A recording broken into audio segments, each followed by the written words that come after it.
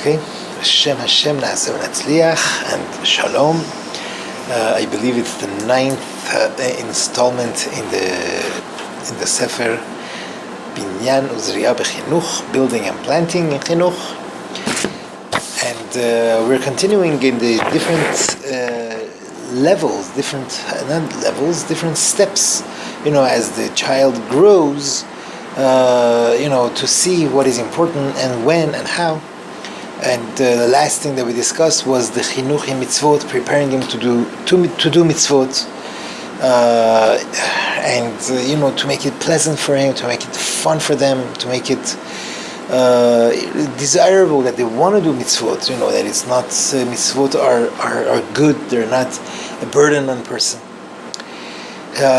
Slowly, as the child grows, we need to assess the situation and see how much the understanding of the child is. We're going to have to start explaining emunah to the child. The child needs to hear about HaKadosh Baruch Hu, needs to hear that there is a God, right? We need to tell the child that there is an entity that created him, us, the stars. There's one that created the fly, the flower, the grass, meaning from great big things, distant things, to things that are right there, right in front of us, tiny, everything. We need to discuss that. We need to talk to the children about this. It'll be a big chunk missing if we don't talk to children about these important things. It's possible the child might ask, right? Children always ask, where did this come from? Who puts the sun up every morning? Who made who made the flowers? Who made the stars? Why are there fruit on the tree? All these things. It's when the child asks, that's the best opportunity, the best chance to talk about it, to bring it out, to say yes, Hashem created. He's the one that created me, you, everything. That's the best chance. If the child doesn't ask, like in the Agadah Shel Pesach, at Petach Lo, you open up.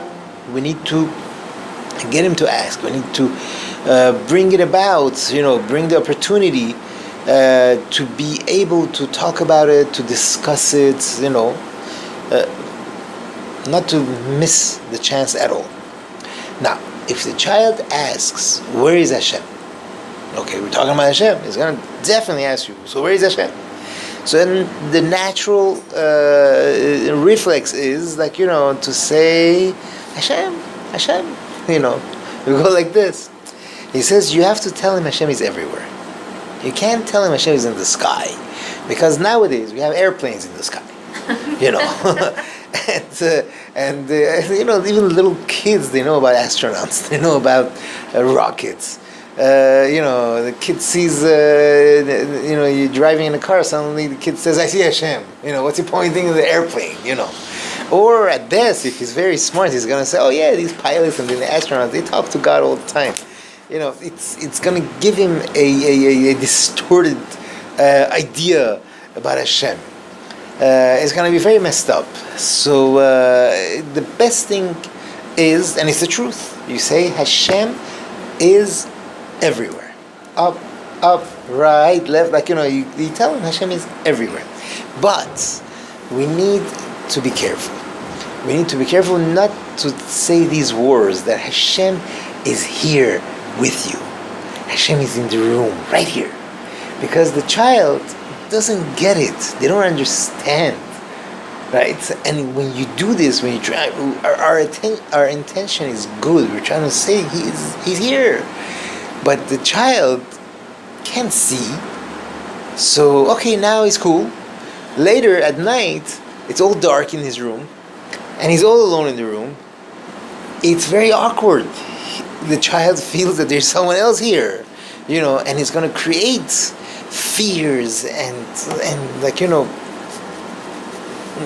you don't need that, right? We do not need to plant these things, these unwanted fears in a child. So let's stick to the nice, parv language of saying that Hashem is everywhere. Like, that's the most beautiful thing to say. He says, where is he? He's everywhere. He's everywhere. Yes. How do you answer a child who says, well, I don't see him, where is he? Good. That's a very good thing. See, that's the questions that we're dealing with. You say that Hashem is so great that we don't see him. Hashem is so great that we don't see him. It depends on his understanding, but that's I think that for sure that's true. That is the greatness. That is like, you say that Gemara Masechet Brachot brings down that there are things that the neshama is similar to Hashem. Hashem sees all, but he's not seeing. So to the neshama sees all, and he's not seeing. So that's, it is the truth. You're not saying anything that is not true. And also it shows his greatness, that he is not like us. Like, you say, me you see, your brother and your sister you see, your Abba you see, but Hashem is greater than us all. He's the one that created us. He's the one that made us. And that we don't see. If the child won't understand that, you say, do you see the air that you breathe? He says, no, say, okay. Not everything we see. But we need to answer. We can't just say, we're going to get to that. Like, we can't just brush him off. We need to discuss it. We need to bring it up. We're going to get to that also. Part of the teaching of the Emunah is to show the beauty of the world to the children, right? And Rav Wolbe says that parents do not do this enough, right? You don't have to go in Yosemite or those beautiful places to see beauty. You look at a fruit. You open up an orange, or as Californians say, orange. You open up any fruit and you show and you look at it and you appreciate it. Or a flower. Flowers, Baruch Hashem, there's plenty. Wildflowers, store-bought flowers. There's plenty, and you see the beauty of it, and you talk about it, you discuss it. Everywhere we go, there's really, it's a beautiful world. And unfortunately, the problem is that the parents ourselves, we don't see it. Our eyes aren't open. And if our eyes aren't open to it, then we can't show it to our children, right? But it's something that would be a pity a child doesn't grow up with this sensitivity. Very important to bring this being sensitive towards these things and to be able to pick up these things is an amazing tool for the development of the children. Rav Wolbe says Rav Yachad Kollel was the mashkiach in the Mir Yeshiva in Europe, and then after that he came to Eretz Yisrael. He was a mashkiach after Rav Dessler in the Panovich Yeshiva in Bnei Brak. He passed away in 1974. He was a great thinker. Sefarim from his discourses is amazing. Rav Yachad Kollel, big anav, he was amazing. So Rav Wolbe learned by Rav Yachad Kollel. So he said Rav Cheskel told him, they called him Rav Cheskel Levenstein. He told Rav Wolbe that he had a few daughters. He said he taught his daughters about how Hashem is watching the world. And he would give them money if they would come and show, when they would see the hashgacha of Hashem, how Hashem watches the world. Any little thing that they would pick up and they would come and tell him, he would give him some small token, small money. And this is how he would encourage them to look around, to delve into nature, into the world, and to see the hashgacha of Hashem, how Hashem is there. He says, I understood from what he was saying that he started this at a very young age. His girls were very young, and he discussed these things with them. It's incredible. So that's as far as building that emunah, building that ability to be able to look for Hashem everywhere. That's that. As the child grows, we reach the age of kindergarten.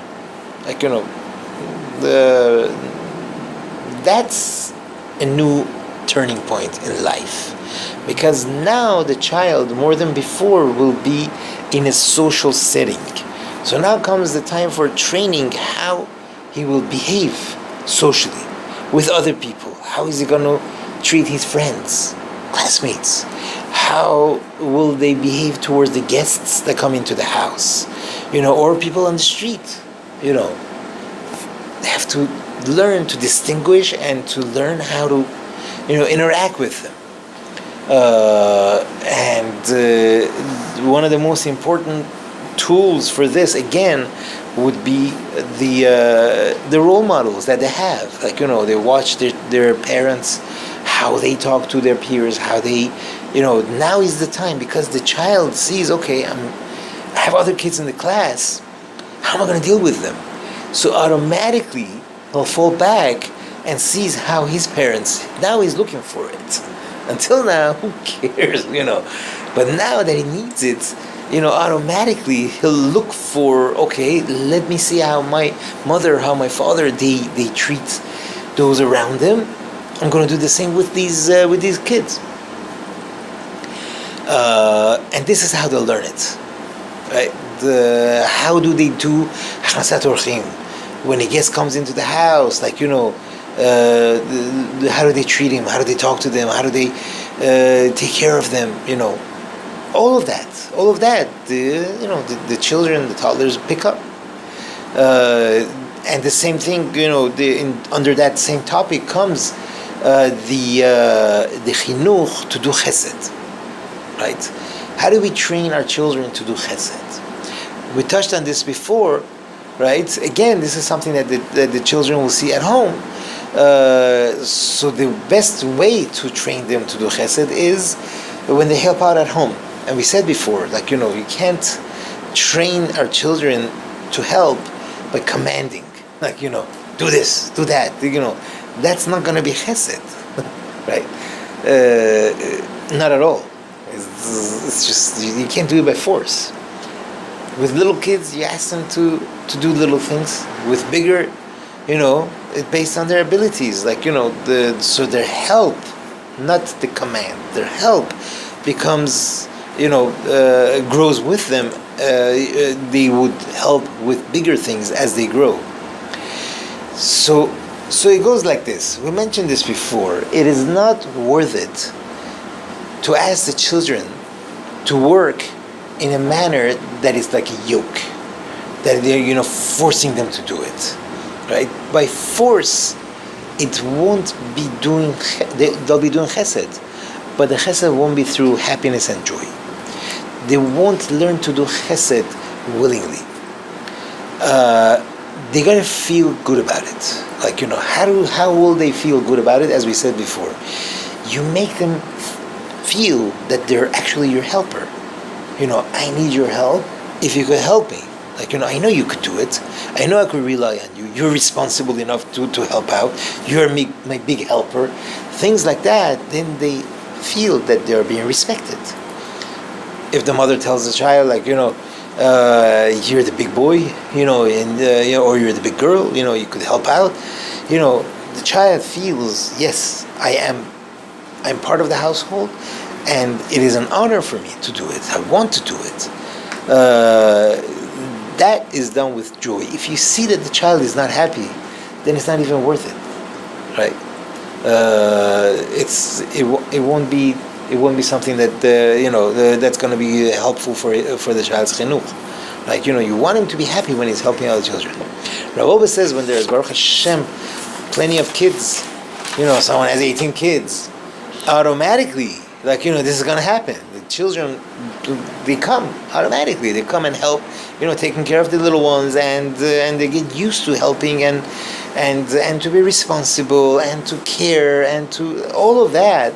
Like, it comes in. It's going to turn into a wonderful learning experience for the kids. Rav Zamir Cohen has a whole instructional shiur about Shabbat. It's an amazing, beautiful shiur. And then he says, Baruch Hashem, by the seventh child already, And he says everything changes. Everything is like, it's so easy. It becomes so much easier. Okay. So again, we're back in the so far in the social setting. It was the kindergarten, like how the child picks up. Then we went to learning to be responsible and to do chesed at home. Then the child has to learn also the ben adam lachavero, right? The mitzvot. We have mitzvot of ben adam lachavero. There are things that a child needs to learn about other people, other people's feelings, other people's belongings. The Rambam writes in the beginning of Halachot Geneva. The Rambam has two portions. He has Halachot Geneva, he has Halachot Gezela. There's a difference between Geneva and Gezela. Geneva is when a person steals without the knowledge, he goes sneakily into someone's home and steals, or Gezela is he doesn't care, he just robs. That's so there's two sets of halachot. So the Rambam writes in the beginning, he says if they see a child is stealing, he's talking about the katan, the child, saying the Beit Din should punish the child. Obviously, you're not going to make him bleed, but they have to punish him based on his strength, so that he won't be used to this. He shouldn't get used to this behavior. Right? The same thing, stealing or damaging other people's property. The Maggid Mishneh, Rabbi Yehuda Rozanis, he's one of the main commentators on the Rambam, big Chacham. He many times quotes the source for what the Rambam writes. One of the issues that the Chachamim of that generation had with the Rambam is that he doesn't source his halachot. So it comes out of a Maggid, they call him the Maggid Mishneh. That's the name of his book. And many times he brings a quote. On this, he says, there is no source for this punishing the children in the Talmud, in the Poskim, in the earlier Poskim. But he says, but it's such a simple thing. You don't need a source for this. This is understandable. Then he adds that this, what the Rambam wrote, in the Gemara, there is an argument if a child is eating something non-kosher. Okay? Obviously, the parents have to stop him. But does the Beit Din have an obligation to stop the child? They see the child walks in, and he's eating non-kosher steak. Do they have an obligation to stop him or not? There's an argument. Is on purpose? Well, it's a child, 10-year-old kid, right? Candy would apply to us more. What? Candy would apply to us more. Candy, okay. Yeah. Candy, right? Parents, definitely. We have to mechanech the children. We have to take it away really like that. We have to do whatever we can to stop them. Not whatever we can. In a good way, to distract them, to do however we can to stop them. But for sure, these things are metameiz nefesh, and as parents, we have to be very careful. But halachically, he's a katan. He's patur. If he eats it, okay. You know what I'm saying? Halachically, dry halacha. But obviously, you want to keep him pure. You want to keep him, these things would chas v'shalom hurt him spiritually. Now, does the Beit Din have an obligation to stop him? So there's an argument. One Chacham said yes, the Beit Din has responsibility for them as well, has to stop them. The other one says no. Says Maggid Mishneh that in this case, the case of stealing, according to all opinions, the Beit Din have to stop him, because only things that are between a person and Hashem, there is a question. But when it comes to things that are between a person and his surroundings, once he starts getting used to stealing, he's going to become a thief. Whereas the other things, if he does that, all right, you'll teach him, he'll learn, it's asur, kosher. But this becomes a techuna, this becomes a behavioral issue. And that's why we have to absolutely stop him. So the mitzvot of ben adam lachavero, they have a special treatment. Chas v'shalom, if a child is damaging someone, stealing, the Rambam says that the Beit Din has an obligation to absolutely punish him and to separate him to stop him from doing this averah. Now, if the Beit Din has that obligation, for sure the parents have to pay attention when it comes to things that are ben adam lachavero. How the child is treating others, right? We need to be on top of it. The child has to learn not to damage, not to use even something that is not his. They have to learn that, right? Definitely not to damage, but even to use, right? Normally, these things are taught in the preschool, in with when you have other kids. That's when these things do come up. The teacher will teach them, kids, you can't touch, your classmate's backpack. You can't steal. You can't go open up, take. They don't understand, and that's the time they'll teach them. There are certain boundaries. This is theirs. This is theirs. It would be nice to share, and so on and so forth. That's where they learn it. But that's not enough. That's not enough. It has to come from the home. It has to be taught by the parents, and so on and so forth. Very important. Rabbi says in Israel this is very relevant. He says it is sad that many times you see, you get on a bus and you see children. They're sitting all the way in the front. They usually do that. And when an elderly person or a sick person that has a hard time walking comes in, they don't get up. They just stay seated. He says there's something lacking here in the school where the child goes. He says, but it's not. We cannot only blame the school. It's the parents as well. The parents have to teach the children that they have to care about the other person, right? For example, in this case, for sure, it is known, that the children, obviously, with joy and happiness, they should get up and, give the seat away. I know kids is amazing. Purposely, they sit there so that when an elderly person comes in, they get up right away, and they offer their seat. It's incredible. It's amazing. Sometimes I've seen in Israel, elderly, people come in and boy, they know how to give it to these kids. Nobody raised you properly. Your parents are probably the same way. I'm telling you, I've seen them give them some juicy musar. But if you don't tell the kid, I don't know if he will understand okay, I'm sitting in here. It's like there's no connection. Right. We need to teach them. We need to teach them, wow, look at this. Look how this kid got up. This is amazing. Like that. When you show them, and you show how you're excited about it, how you're impressed, they see something big is going on. They see that. The truth is, one time I was sitting in a bus, Rabbi climbed on the bus.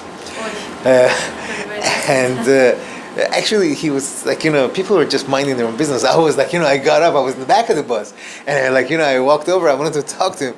Little did I realize, he always stuck his hearing aids in his pocket. And in the bus, he didn't like to take him out. So, and then it was funny, an elderly couple were already sitting in the front. Rabbi just smiled. He was old. He's just smiling when he made his way to the middle of the bus, and that's where he sat. It was come on, guys, someone get up. He didn't care. Anyway, now, an important thing. When brothers and sisters are fighting, that's totally something else. That's a different ballgame. Here, let them fight. Oh my God. As long as they're not bleeding, Killing each other. as long as they're not let them deal with it. Let them learn on their own to fend for themselves and to deal with it. As long as they're not really damaging each other, right? It's normal sibling rivalry. They're fighting. It's fine. They have to learn how to work it out. Many times, when the parents come in, at least one of the sides will hate their guts because they'll say you took their side. It's very unhealthy. Very unhealthy. At least one side. Rabbi Asher writes, Rabbi Asher has a sefer, we might have touched on this before. It says, I forgot the name of the sefer now. Sefer HaYashar of Rabbi Asher, the Rosh.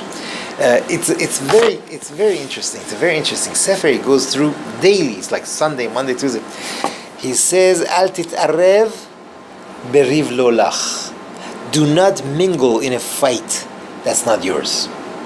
He says that. Why?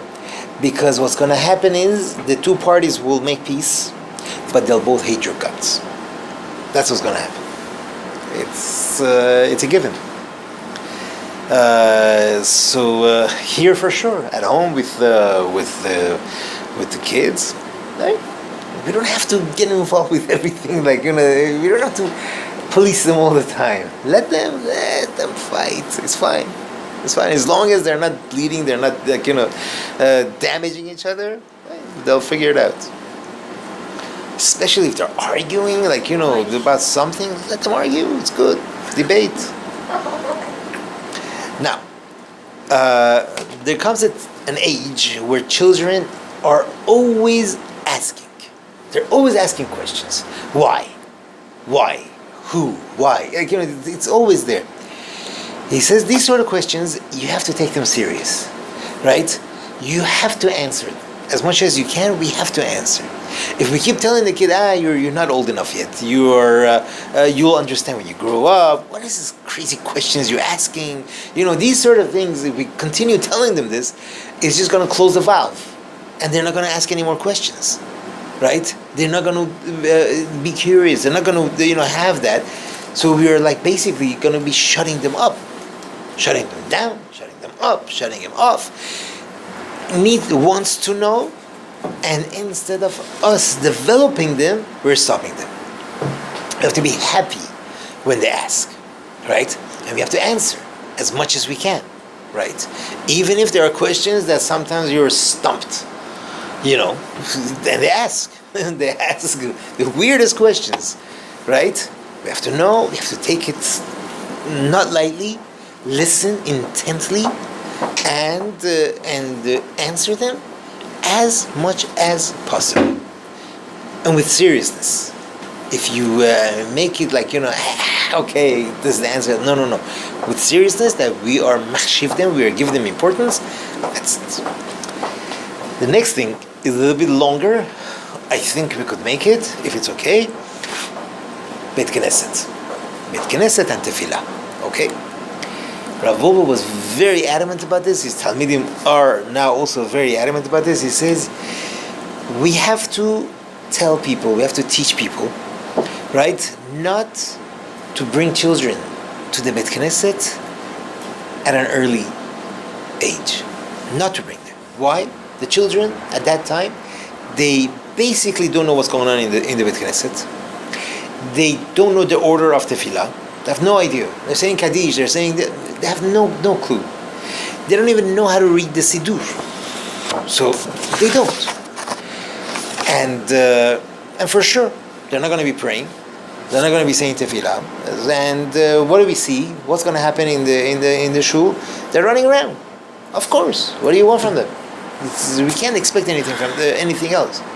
He says they're not praying, and they're going to get bored, and everybody else is not going to be able to pray like needed because they're running around laughing.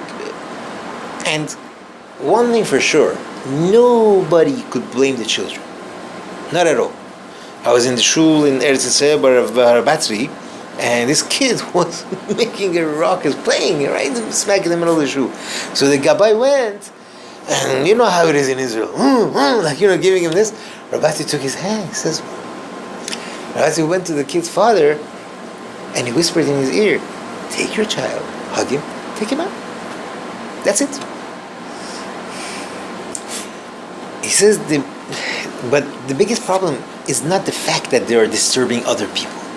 The biggest problem is the chinuch of the child himself.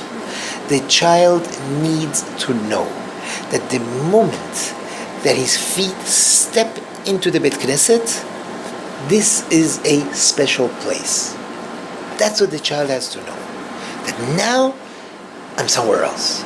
Now I'm in a very holy place. Here I can't laugh loud. I can't play games. And if he's too young and we can't expect him to behave in a manner that a child should be, that a person should behave in a Bet Knesset, we shouldn't bring him. My Rabbi used to say, my Rabbi in Eretz Yisrael, he said, many times I stayed home. So that my children, he had these kids were, mashallah, very shaitun. I said with them.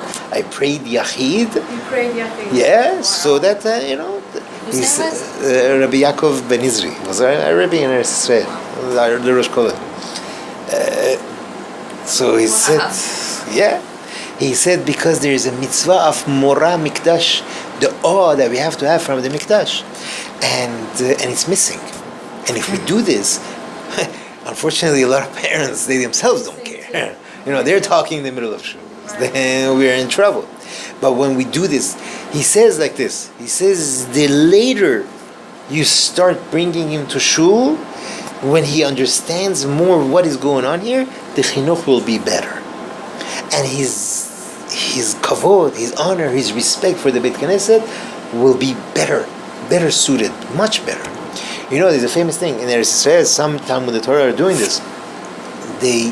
Rav Yaakov Kamenetsky, Zachar Tzaddik Libracha, he said that with children, you don't have to press them to pray. Teach them Birkot HaShachar and Shema. That's it. Nothing else. Not even Shemona Esrei. Until they're ready. Until they're 7. That's when they teach them. That's when you should teach them to pray. Then they understand what tefillah is. Then they'll be able to do it properly. If you do it too early, tefillah becomes a burden for them, and they're going to try to get out of it as much as they can. 7 years old for them, for us. That's when he said it. Yeah, it's like 30 years ago. Rav Yaakov passed away. Pretty much. Yeah, I think exactly 30 years ago. May. So 30 years ago, maybe more, that's when Rav Yaakov said it, and that's what they do. Who knows? I don't know when they do it now. The point is not to make the tefillah or the shul a burden on the kid. Poor kid, he sees a big open place. He sees why not? Let him run around. For the kid, yeah, but it's bad for him. He says if the child comes to the shul early, and for him, the shul becomes a playground, right? It'll be very hard to change that habit. Right? And to plant in him the fear of the Mikdash. He says, sometimes we see things that we shouldn't really see. What do we see? We see children are running around near the Aron HaKodesh. Right? On Rosh Hashanah, you see them at the time of the Tekiyat HaShofar. They're standing, they're even laughing at the Baal Tokeah when he doesn't succeed to blow the shofar. It's not funny, but they're kids. Right? So he says, that's where the problem is. They grow up let me see who does it better. And it becomes a game for them. He says this will take away everything that we know about Mora Mikdash, the fear that we have to have for the Beit HaMikdash, for the Beit Knesset. It'll take away from the child, right? And he says, who knows if we could ever fix it in the child? Who knows? He says, sometimes the mother needs to rest. And what does the father do? He says, come kids, I'll take you to shul, right? So that the mother could rest. Very nice. He says, so that the shul becomes the babysitting place. It becomes the kindergarten. He says, then for sure you're ruining the kid, For sure, mommy has to rest. But that, taking him to shul is not the solution, right? Now, if the person does bring his child to shul, he has to be careful with him, that these things shouldn't happen, and try, to have him next to him, to even bribe him. Wow, you sad son of Rav Yaakovson. He has a sidra, he has a series on Chinuch. Rav Yachad Yaakovson, he's amazing mechanech. He has a series on Chinuch. He said, one time he was walking with his friends' kids back Friday night to shul. They were all walking in the same direction. He says, I turned around to his kid and I said, wow, you were so amazing. You were so amazing how you sat in shul, how you answered. Let me tell you, the malachim were sent just to watch you. And when they saw you answering Amen, when they saw you pray like this, they went back to Yachad Kollel and they said, wow, your little Yisrael, whatever his name was, he prayed so beautifully. It was amazing. He says, I saw in the kid, his eyes were glittering. And you could be sure, next Shabbat he came and he was so excited. He said, on and on and on. He says, this is, you give him positive reinforcement, the encouragement that he gets, as opposed to like, smacking across, look how much noise you made, look what you did, He says another thing that we have to pay attention to is what Beit Knesset we're going to go. What Beit Knesset we're going to take our children. He says it is definitely improper to take our children to a shul where they speak during tefillah or reading the Torah. Tefillah has to be in a serious place. And that seriousness is what will get absorbed in the child. He says, I'm not telling you to take your children to a yeshiva. Yeshiva is too serious. Yeshiva, tefillah will take a long time. That's a yeshiva. He says, I'm not saying that. You don't want to take them to a place where the tefillah is very long. Because it's very hard for a child to sit quiet for a very long time. So we need to learn. Find a place with the proper conditions. Tefillah is very well organized. They do not talk during tefillah and kriyat Torah, and they don't drag it, and they don't do it too fast. You don't want lightning speed. There's no race here. Right. Last thing he says, going to shul should become a reward. It should be a reward. You did this. You were a great boy. You were a great girl. I'll take you to shul with me. That's gonna be like the special prize. Now you deserve to come. And what does it show? It elevates the value of the shul in the children's eyes. And of course, tefillah has to be the neshama, right? If you force a child to get into a habit of playing, it becomes on the outside. If you punish him, you're not praying, you're not saying tefillah, he's gonna hate praying. Forget it. When he grows up already, you're not on top of his head, he's going to do whatever he can to get out of it. They're not going to pray when the parents aren't there to watch him. And Bezrat Hashem, that should be much to see all the nachat from them. Amen.